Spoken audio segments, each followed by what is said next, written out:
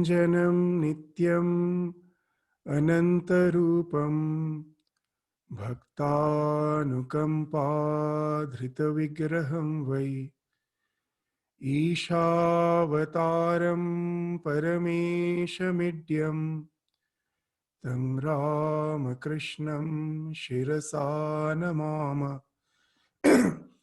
Jananim Saradam Devim Ramakrishnam Jagat Gurum Padapadme Tayo Sritva Pranamami Muhurmuhu Namasri Yatirajaya Vivekananda Suray Satchid Sukha Swarupaya Swami Tapaharine.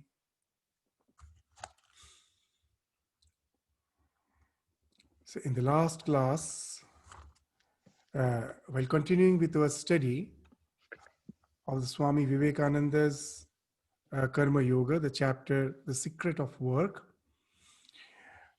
we took the entire class for the discussion on the topic that Swamiji is saying that first we have to try to get rid of the evil in our life by the pursuit of goodness.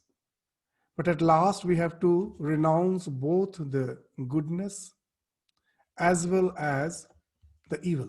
The evil and the goodness both has to be renounced so that we can get established in our spiritual nature.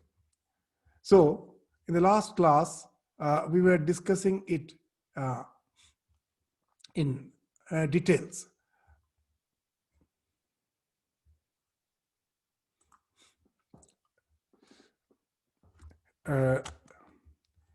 So we saw that we neither owe the good nor the evil. It's not the question of running away. It's not the question of running away from good and evil, seeing that even the goodness is not unadulterated, pure goodness, that we are running away from it. It is not escapism. It's actually realizing that we owe neither the good nor the evil. We actually are eternally perfect. If that's so, why to go on continue with this attributes named good and evil? We are beyond that. We neither owe the evil, we neither owe the so-called goodness. We are beyond that. We go beyond the shackles of this delusion, the Maya, which has been spoken of in Vedanta, to get established in our real nature. So that was the trend of our discussion in the last class. So now we will enter into the text to relate to that discussion, that how Swamiji is bringing that point through his talk, the same point, and at last he will come to that conclusion that detachment alone is the goal of our spiritual journey. Whether it's Karma Yoga, whether it's Jnana Yoga, whether it is Bhakti Yoga, whether it is Raja Yoga, whatever it may be, the detachment, to detach myself from the so-called phenomenal existence, which is apparent, which is not real. I am seeing the real me reflected there and take the reflection to be real.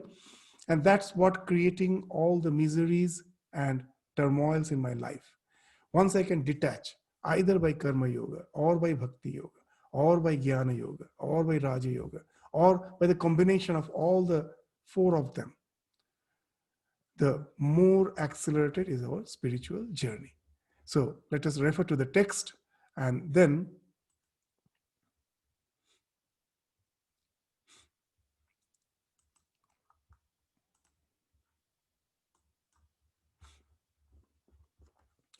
so we will refer to the text and then just try to refer to our discussion that which we already had in the last class.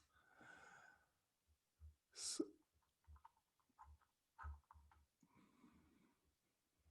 the attached work, but let not the action or the thought produce a deep impression on the mind. Let the ripples come and go. Let huge actions proceed from the muscles and the brain. but let them not make any deep impression on the soul. How can this be done?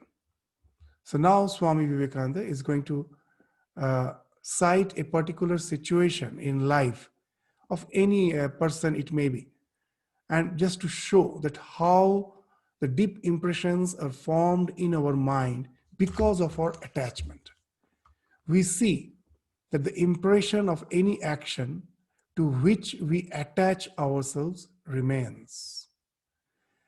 I may meet hundreds of persons during the day, and among them meet also one whom I love. And when I retire at night, I may try to think of all the faces I saw, but only that face comes before the mind, the face which I met perhaps only for 1 minute, and which I loved. All the others have vanished. So, just by this, Swamiji is intending to say that what I see is not alone sufficient to create impression in my mind.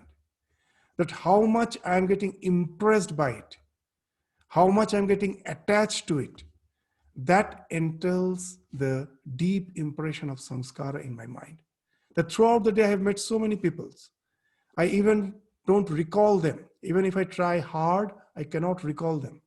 But the one face which I really have not only known, I have loved, and I just see for a very small time, and I find that there's a vivid visualization of it. I can never forget it. So this is the thing Swamiji is indicating, that the moment we get attached, that creates the samskara. Not the world which we are perceiving as such creates any samskara, unless we are attached to it. That's the idea of getting klishta through love, hatred, or fear. These are the basic emotions by which we get attached to the thing.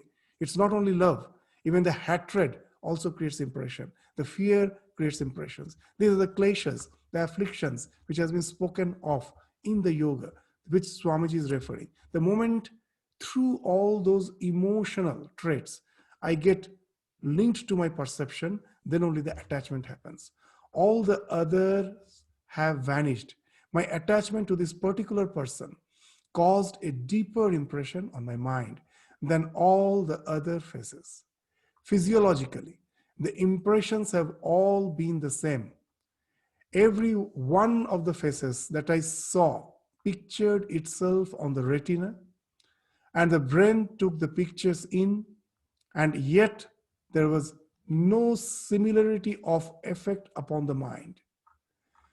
Most of the faces perhaps were entirely new faces, about which I had never thought before. But that one face of which I got only a glimpse found associations inside. So here comes the question of module.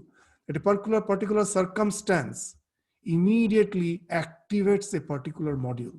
That in the last class we were discussing, that there are innumerable modules with a fixed stimuli response conditioning in our psyche, in the subconscious mind.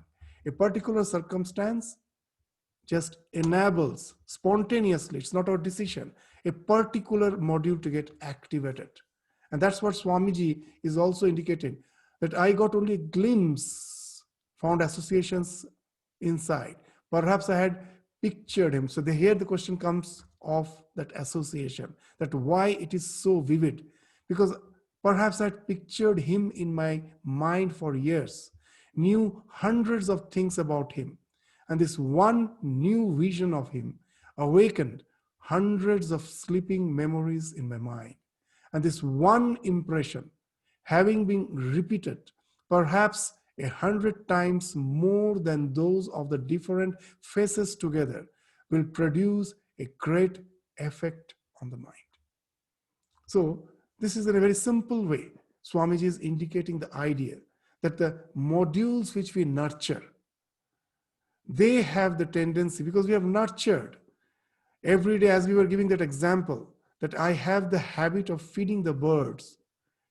If a particular bird I feed more, that gets strong, and that will not allow the other birds to have the food. When I'm throwing, The bird which has got strong, it will simply overpower the other birds and go and grab the food which I am throwing. So that's what happens with the mental modules. The module which I have pampered, which I have nourished more, that is always ready to spring up at the cost of all other mental modules. And that has happened. So in the mind, that particular thing I have nurtured, I was so attached to it that when the situation came, that whom I am going to see when I'm passing through the street is not something which I control. It happens. But the thing which I see can really create a tremendous tsunami, an upsurge in my psyche if I have already pampered the situation and the circumstances immediately enables, activates that particular module, and it finds a tremendous expression in our mind, and we have almost no control over it. So that's the thing Swami is saying. So that's why attachment. In our scriptures, they speak of sankalpa, that don't take some resolution. Throughout our life, we are taking the resolution. I will have to do this, I have to do that to fulfill the sunset pleasures of mind. And those resolutions are actually pampering the so-called mental modules. And when a particular situation arises, we find that we are totally under the sway of it. Instead of having the capacity to control it, it is they who control us. So there is a story that once a king thought of getting rid of his desires. So now when he was taking his food, the cat, which was its pet, it came to have some food as its usual practice. Now the king, for some reason, was not in a mood to share the food with the cat. So it was trying to remove the cat. But the cat was again and again jumping on the king. And the queen indirectly told, very interesting thing, that you have pampered the cat for such a long time. Is it just going to release you just by one nod of no? No, it's not going to happen. It has been pampered.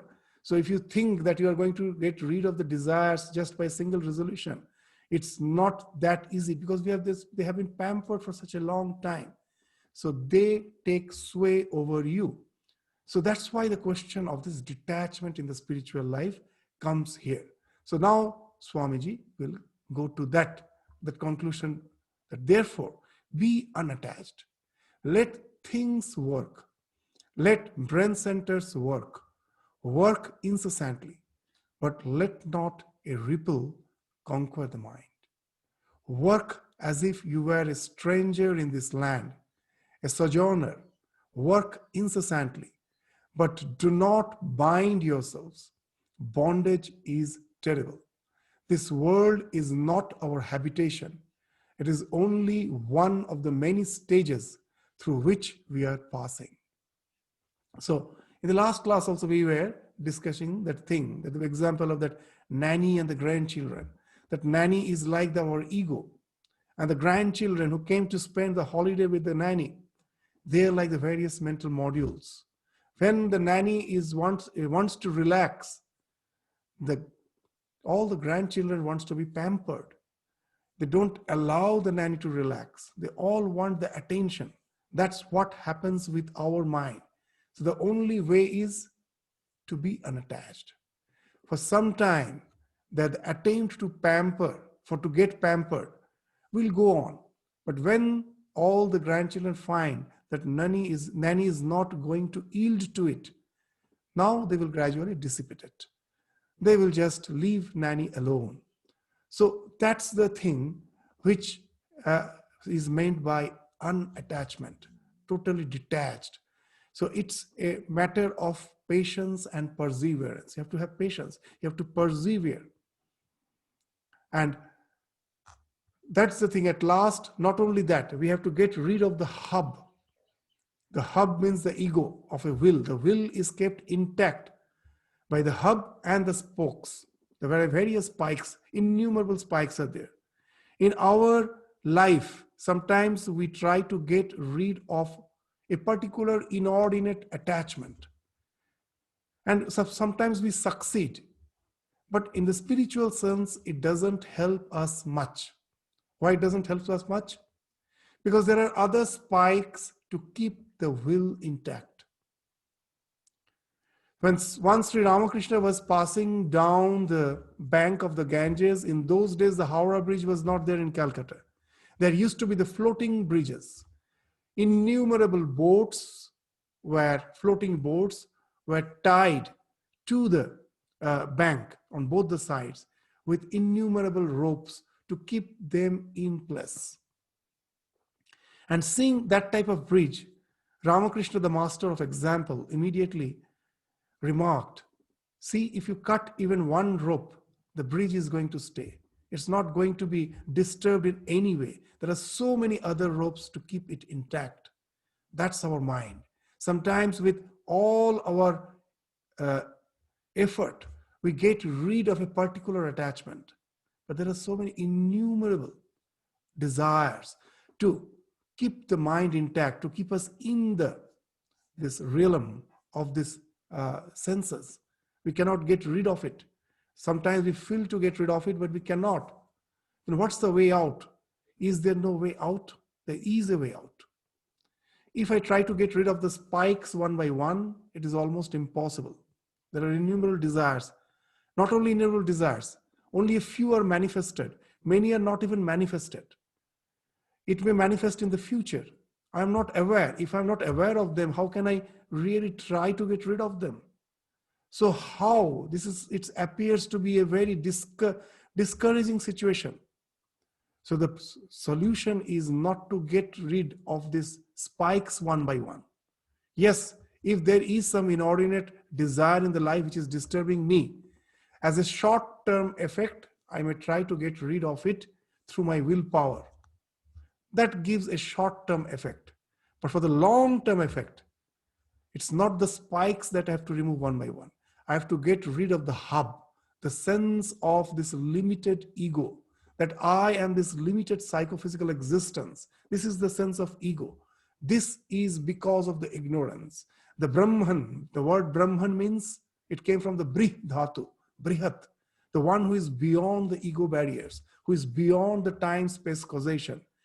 That entity, that conscious non-dual entity, because of its reflection on the psychophysical existence, appears to be within the ego boundary, within the limitation. To go beyond this sense of the ego is the ultimate spiritual endeavor. And when through a non-detachment, either it's by karma or by yoga or by jnana or by bhakti, if we can get rid of this petty individual sense of individuality, can get rid of it, and then the hub of the will has been removed and the entire will collapses at a time. And this idea that renunciation doesn't happen gradually. It happens in one go. The moment you are aware of your real nature, the ignorance falls off. And once the ignorance falls off, all the fabrics with which the mind was kept intact, they start just dissolving to lend you free, to give you freedom. As Sri Ramakrishna used to say, that suppose once Girish came and told Ramakrishna that I have so much of evil tendencies. Is there any hope for me? And Ramakrishna's reply, two things he told. He told very interesting. Suppose there is a huge mountain of cotton, as big as the Himalayas, as extensive as the Himalayas, but it is made of cotton. And now just a small spark of fire is necessary to engulf, to burn out that entire huge mountain in a few moments, you will find. So he's saying that the flash of realization is something like that, which can burn out all our sanskaras in one go. And another example he's giving is very nice, that suppose a cave, no one has ventured into that cave. it was dark, pitch dark for thousands, what to say, thousands, most probably a million years, billions of years. Yes, there are so many these limestone caves. When you go, the guide will say that it's only in the 19th century some explorer came and entered into the cave and lighted a matchstick, and immediately it was lighted. He was amazed to see the wonderful limestone formations there. And then the tourists have started coming and all those things. So what's the thing? What's the thing we are indicating? That cave was dark for millions of years. But when I just go and strike a match, it doesn't take another million years to gradually get rid of the darkness. It goes in a flash. So realization is something like that. We may be having that ignorance, all those sanskaras is binding us, maybe for births together. But when the realization dawns in because of the detachment, in a flash, all those attachments falls off, all those sanskaras, impression falls off. So thus renunciation happens in one go, the real renunciation. The renunciation which we are practicing, that is not the supreme renunciation. It's okay, it's something like a patchwork to get rid of some inordinate attachment which is destroying me, which is the cause of my degradation. I'm trying to get rid of it. But it has a very short-term effect. The real renunciation is the supreme renunciation, the paravairagya, where you are totally getting rid of your limited sense of individuality, the ego, through your spiritual practices, through the detachment. And that's what Sri Ramakrishna says with a very funny story. He explains with a very funny story. He says that in a village, one day a man was about to go to the village pond for taking a dip, for having his bath. So he was just wearing the loincloth and was having a towel on his shoulder. And he was about to move out from the house when the wife suddenly commented, "Oh, you are so attached. You cannot live without your family even for a moment. Just see your neighbor, the one who is our neighbor, that man, he has started renouncing." He has started renouncing? The man asked. How? And this is a very funny story. Ramakrishna is saying that he has 12 wives and he is renouncing them one by one. And now this man, means how realization comes in a flash. To explain this, Ramakrishna has told this story, that how renunciation comes in a flash. This man immediately got that idea of renunciation. So what he told is very interesting. But he immediately addressed his wife and told, "You are silly. You don't know what renunciation is. Can one renounce one by one that way? Do you want to see what renunciation is? Yes, I am living forever, the household."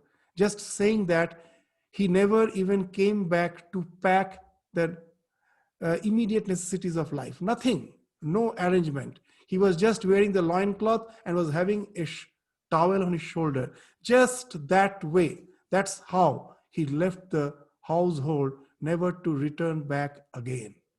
What a wonderful story. Sometimes when we read this story, we don't realize the import of it. In such a simple word, it has been spoken, but it has a very, very sublime import, which speaks of that in the renunciation which happens with that ultimate spiritual flash, spiritual realization, which again comes through the detachment. The more we are detached, the more we are hammering to that limited sense of ego to get rid of the hub, where all the spikes falls off, where all the texture which has created this limited individuality, that starts falling off to render you free. So now that's why after giving this idea, Swamiji is continuing. Work as if you are a stranger in this land, a sojourner. Work incessantly, but do not bind yourselves. So as per the situation of life, so actions has to be done. We cannot immediately renounce them. But they are not the issue. The issue is our attachment with which we work. The klesha has to be removed. The once my actions become aklishta, and when my knowledge becomes aklishta, when my vrittis become aklishta, I'm not attaching the klesha with them. And there's many words are there of which we don't know the meaning. In Sanskrit, there's a wonderful word kushal, kushala. Many of us will give that name also. That in India you will find that the name is kushal. If you say kushal is what, means just kushal means good or goodness. But the real meaning of kushala is dagdha klesha is kushala. That one who has burnt off all the kleshas, all the afflictions, not allowing them to again come back. The Dagdha Klesha has been given the example there to explain the idea of Dagdha Klesha in the yoga. They have given the idea of seed. A seed may be lying on the terrace for decades. On the terrace of a house, it's lying there for decades. It appears to be dead. And one day a strong wind blows. This is again an example of Ramakrishna. A strong wind blows and the seed is blown to the ground, to the soil, and immediately germinates. The thing was appearing as something dead, but actually it was not dead. All the sanskaras were there potentially lying within the seed, only waiting for the favorable circumstances to sprout out. So the seed has to be burned. Once you burn it, then there is no question of sprouting. So that's only possible through the detachment. So the detachment, when the seed is burnt out, then there is no question of the kleshas to sprout out again. So that's the dagdha. It has become dagdha. So that's the idea which Swamiji is trying to bring home through all this discussion. The world is not our habitation. It is only one of the many stages through which we are passing. Remember the great saying of the Sankhya, the whole of nature is for the soul, not the soul for the nature. So this is a very important thing, that the entire nature is there to educate us. It is carrying us like a mother from our ignorance, and at last, when the ignorance has vanished, we have learned the ways through which I have been deluded. The nature has nothing to do with me. I am released now. They release me. So the nature's work is to educate me. So it is not that the way we feel, that I am here to enjoy the nature. Actually, the nature is there to educate me. So to bring this idea home, that Swamiji is quoting that Sankha saying, the whole of nature is for the soul, not the soul for the nature. The very reason of nature's existence is for the education of the soul. It has no other meaning. It is there because the soul must have knowledge, and through knowledge free itself. If we remember this always, we shall never be attached to nature. We shall know that nature is a book in which we are to read, and that when we have gained the required knowledge, the book is of no more value to us. So, this is a very wonderful idea Swamiji is bringing, that how nature is like a book. Swamiji in some other place is giving some examples to explain that how nature like a book is gradually educating us. That how the nature comes into existence, it's only when we get attached to it because of our ignorance. That as that example again we just resort to, that I am that eternal non-dual conscious principle, one with, that's the only existence which is, because of ignorance, that we don't know from where it comes. If we knew, then it wouldn't have been ignorance. The term ignorance, that Swami Vivekananda's first lecture on Hinduism, he read a paper on Hinduism, a very famous lecture of Swamiji at the Parliament of Religion, not the first lecture. He had many sessions. It was in one of the sessions where he had to read the paper on Hinduism. It's in the complete works in the first volume. Before the Karma Yoga, you will find the paper on Hinduism. There, Swami Vivekananda is bringing the idea of ignorance in a very nice way. He says that how the perfect, if God is already perfect, He is beyond all needs and wants. What was the need for the creation? We create anything when we have to fulfill certain desire. Otherwise, we don't create. So if God was beyond all so-called needs, all desires, then why He created this universe? And then Swamiji told various philosophies, tries to answer it in various ways, various poetical ways. Vedanta has a very straightforward answer. Very straightforward answer. In that lecture, Swamiji is saying, what's the answer? The answer is, we don't know. As simple as that. That how the perfect became imperfect, we don't know. That's the ignorance. But how we know the perfect has become imperfect? Because yes, from this imperfection, our spiritual journey takes us to the perfection.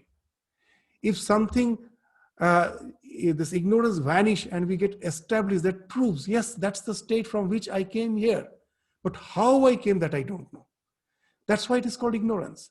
So if you ask that how it happened, there is no answer. But as we can go beyond this state and again get established in that perfect state, that shows that we came down from that state. We don't know how. So that ignorance, with the ignorance we came in the bound of the nature. But the nature was not there to take advantage of that ignorance and go on exploiting us. We sometimes feel that nature is exploiting us, but nature is like mother. It is not exploiting. It is taking us through the various experiences at last to render freedom to us. How it happens? For Swami Vivekananda, another example is wonderful. That when, suppose that I want to see my own face. So what will I do? I can see everything, but to see my own face, I need a mirror. So first, I just go to some, say, a pond which is full of dirt, which is, the water is extremely polluted. So I just see a vague outline of me. I'm not satisfied. It's just a vague outline. And then I find some metal surface. I see a better picture, but it's still not very vivid. Then I have some shining metal, and then a dusted mirror. And then at last I remove even the dust. The clean mirror is there. I see my face. Now I am satisfied. So the nature is just like the mirror. It is taking us through these various experiences, some very poor reflections, to the ultimate reflection of that evolved soul, that whose chitta has become totally clean, where you can see the perfect reflection of your real nature. And then that renders you freedom. The nature takes us through this various journey of trying to show my own reflection better and better, till I see the reflection as it is, as it is. And then the nature's purpose is done. I am free. So that's the purpose of the nature. So you will find that you just take a small microbe, the first evolute of life. What it is trying to do? That it is trying to thrive, survive. It finds what it finds, that a little change in the parameters of the physical conditions annihilates. A little more heat, a little the change in temperature, a little change in the atmosphere, lack of water, or whatever it may be. Its parameters are very narrow. It dies. But it wants to live. The question is why it wants to live. The eternal soul, for him that there is no death, it got reflected in that microbe. Now that when it gets reflected, the reflection says you are eternal. But the thing in which it is seeing the reflection is not eternal. But now as it has got identified with the reflection, it wants to see the reflection through eternity.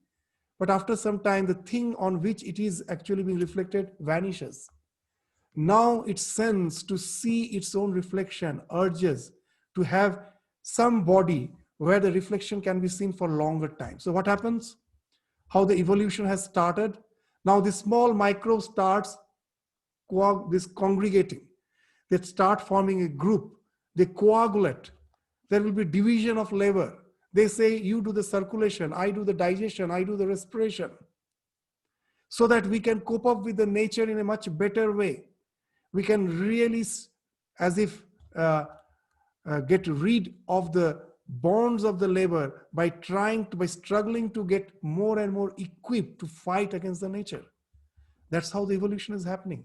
In a human being, we find the sophisticated system with so much division of labor, so many cells. Each cell is actually an individual unit of life. Each cell. But they have conglomerated, and there is a division of labor, so that as a whole, they are well equipped to fight with the nature. And this process is going on. Is it going to go on through eternity? No. A time comes that we are constantly fighting. We are fighting in a better way. We have equipped ourselves to fight in a much more better way, to really overcome the nature. But a time comes when we find that why I am doing this? I am already perfect. It is my ignorance. It is because of the ignorance that I am the reflection, that I am trying to make the object on which this reflection is happening something more and more permanent. It is the echo of my own self through all these bodies, which was the reason for this evolution. That something was saying, I am eternal, I am beyond death, but I was as if meeting death. That was forcing me to go on, motivating me to go on. Is, as a human being, the apex of the evolution, where the evolution is not going to continue in an eternal straight line. The realization comes, it's all futile. I'm already eternal. I somehow mistook the reflection to be my real nature, and I was fighting to get that eternal reflection. It's all useless. I'm already free. Now the detachment comes. No more attempt to struggle against the nature to equip me in a better way. The so-called biological evolution stops. The detachment comes. The evolution is not an eternal straight line. It's a cyclic process. I started from that perfection. Once I realized that because of the ignorance, I was trying to see the perfection in the reflection, this attempt stops. I go back to my real nature. So that's what the nature is there for. So we shall know that nature is a book in which we are to read, and that when we have gained the required knowledge, the book is of no more value to us. Once it is read, you keep it aside. Its work is done. Instead of that, however, we are identifying ourselves with nature. We are thinking that the soul is for nature, that the spirit is for the flesh, and as the common saying has it, we think that man lives to it and not eats to live. So actually, we eat to live. We not just to eat. That's not eat to live. This is a very common adage which we just use. But that's the mistake we are doing. As long as we are in ignorance, we think that to enjoy the nature, that is, the nature is the only goal of our life. But actually, it is just the opposite. Nature is there to educate us. It's not there that we are there to enjoy the nature. The nature is there to educate us. So that's the thing Swamiji is trying to bring home. We are continually making this mistake.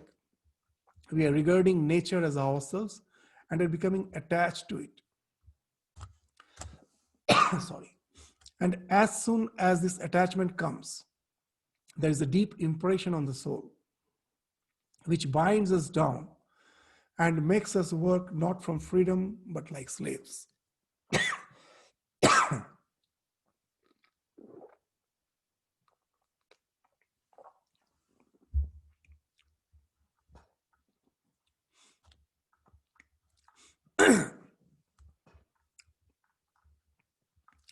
The whole gist of this teaching is that you should work like a master or not, and not as a slave.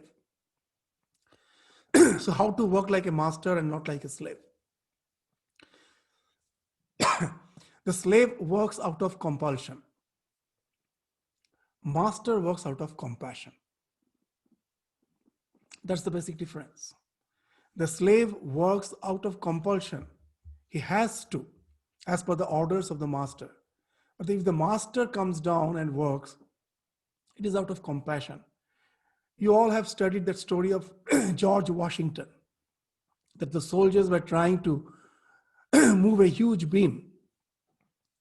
They couldn't. They needed some more help. And the Washington, who was in disguise, he came and helped them. So this is the thing. There was no compulsion for him to really help out the soldiers.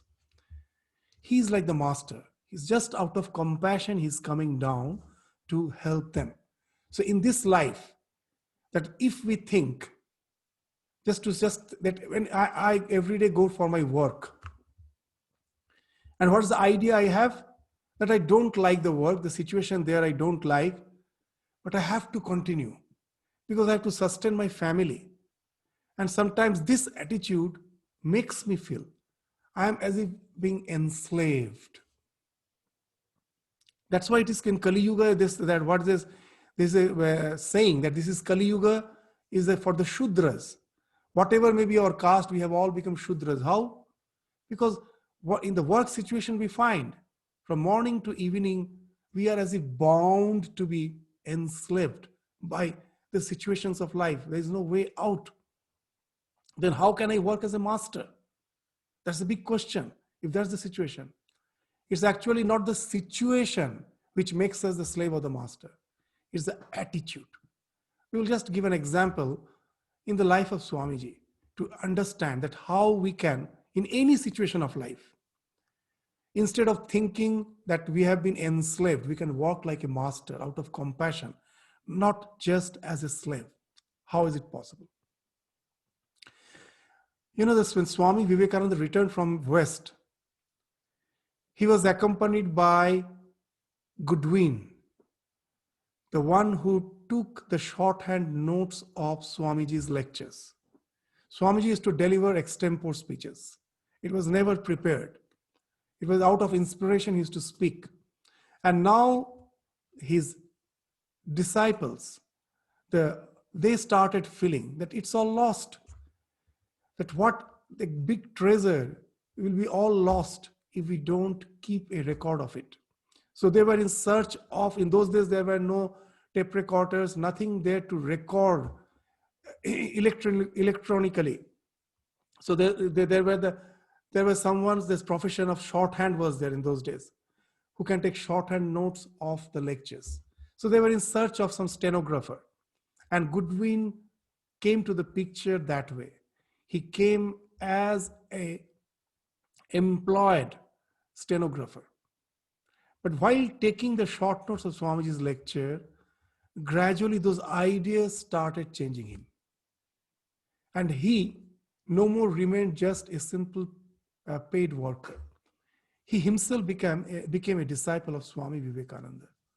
And he accompanied Swamiji to India, when Swami Vivekananda returned to India. And he not only took shorthand lectures, now he was taking care of Swamiji's day-to-day needs. Swamiji was sick, he will take personal care of him. And all were impressed seeing Goodwin's dedication, devotion for Swamiji. But somehow, one from the inner circle discovered that Goodwin is still getting some salary, still getting. And immediately, you know that we are always we always want to censor others. We try to find fault with others. And immediately there was this rumor was spread that all the devotion that you see is, after all, for the money he gets. He is a paid worker, salaried person. He's not a devotee. So this rumor at last came to the ears of Goodwin himself.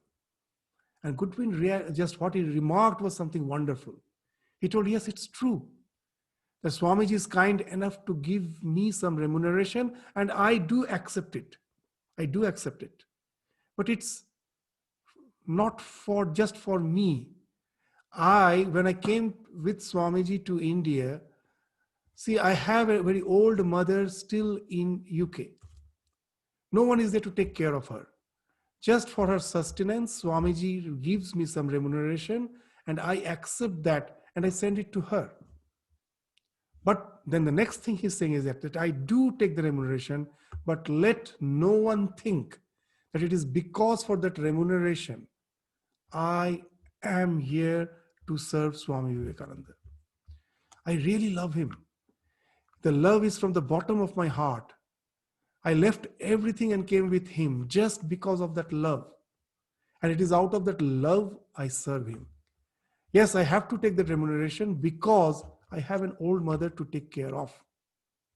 Now just see, it is the attitude which can just speak whether you're the master or the slave. With the change of attitude, the same work, instead of designating you as a slave, can just make you the master of the situation.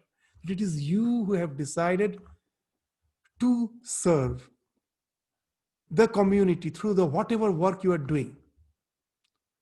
You get a salary for it, but you need not feel that you are a slave, that you are as if tied down by the salary, and that's why you're doing the work.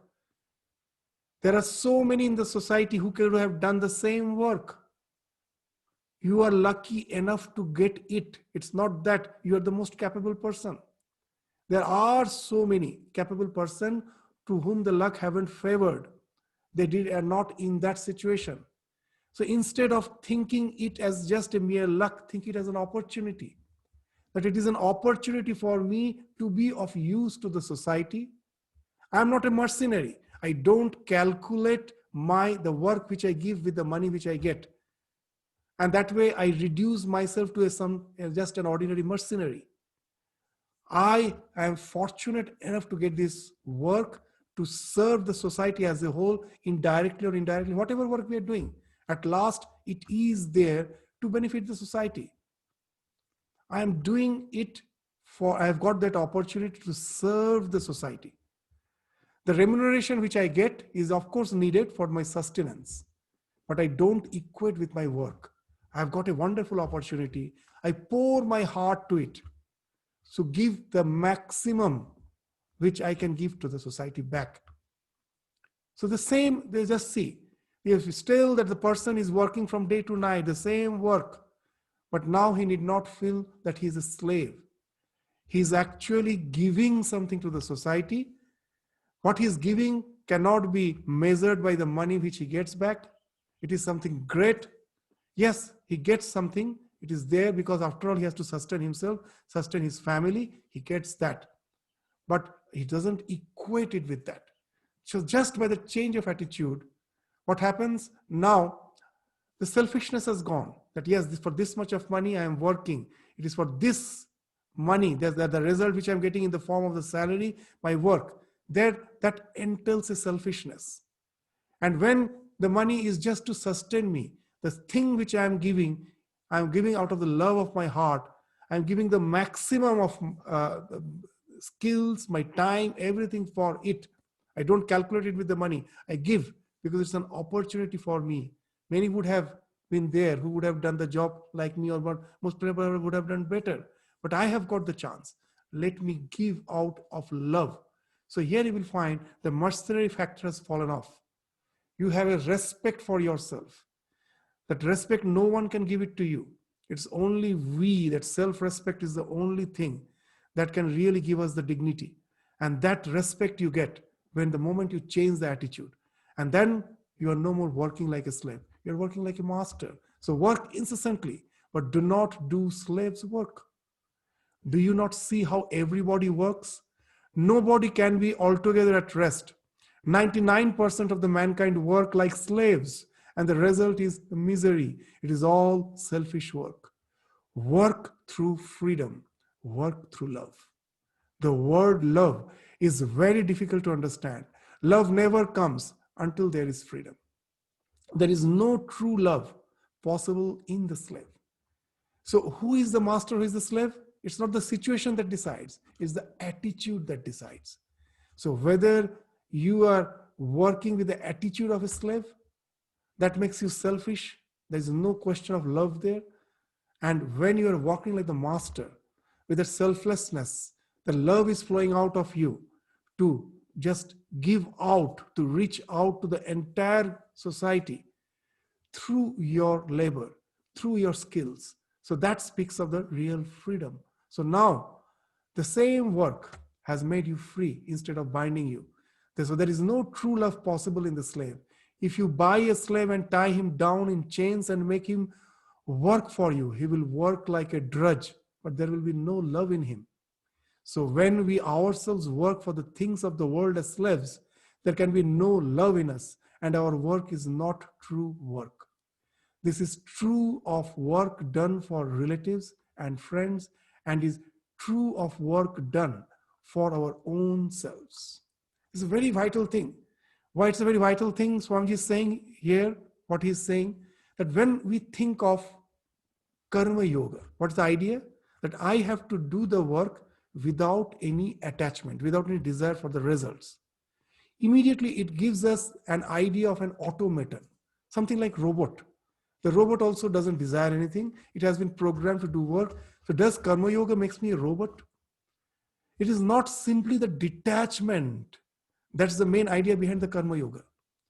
It's the idea of relating to another dimension of existence from which that detachment ensues, which speaks of karma yoga. To give a common example, that the example we gave again and again in so many instances, that a lady is walking down the street, a dog barks, she runs. Next day, she is carrying a child with her. A lion comes in front. She is facing the lion to save the child. From where that courage came? The one who was scared of the bark of the dog? Now, today, she is the mother. Now, here comes the idea of karma yoga will get. What? That if the mother thinks it is she who is saving the child, then a great mistake she will do. Somehow that expectation will develop in her. When the child grows, most probably the child will look after me. It's a very common thing. We sometimes say that the mother's life is selfless, but we find that to a certain extent the expectation grows. Why? Because we feel how much pains, how much labor I have gone through when bringing up the child. Should the child not even take care of me? This expectation has grown. Whether it is good or bad, I am not saying. I am just saying it entails misery. If the same thing would have been done with a different attitude, that the love, the parents' love which I have, I am helpless. Even as a mother, if I think I won't take care of the child, I cannot. I have to take care. The love within me will force me to take care. Who has given that love? Is it my will? No. God, to take care of his creation, has implanted that love in the parents, in each and every being. That compassion I feel for the beggar, can I get the credit for me? No. The moment I see someone in misery, somehow I find compassion wells up from where it came. God has programmed me in such a way that it comes. So I am just a channel through which the compassion works, through which the love of God works, through which the love of compassion, the compassion of God works. I am not the doer. It is not I who am compassionate. It is not I who love the child. I am just the channel through which the God's love is working. Now a detachment comes. It is not like a robot. So now you will understand why Swamiji is saying unselfishness is love. Generally, we feel that unselfishness is like robotic. That, okay, now I'm working with expectation. I'm not supposed to work with expectation. It's something like robot. That wrong idea will come. So Swamiji is here bringing the idea of love. That it is not just detachment. That detachment is the expression of your relating to some higher dimension of existence from where it has come. Sometimes the opposite poles look alike. A psychopath is totally detached. He doesn't feel any emotion. A psychopath. Is he a karma yogi? No. A real karma yogi has really related to that divine plane of existence, to the divine truth, to the spiritual truth. From that, that same detachment has ensued. It is totally different. Now it is full of love. So that's why you will find that unselfishness goes with love. That's the point Swamiji is trying to bring home again and again. So when we ourselves work for the things of the world as slaves, there can be no love in us. And our work is not true work. This is true of work done for relatives and friends, and is true of work done for our own selves. Selfish work is slave's work. And here is the test. Every act of love brings happiness. There is no act of love which does not bring peace and blessedness as its reaction. So if you find this love so-called is bringing pain, know it for certain, it is not love.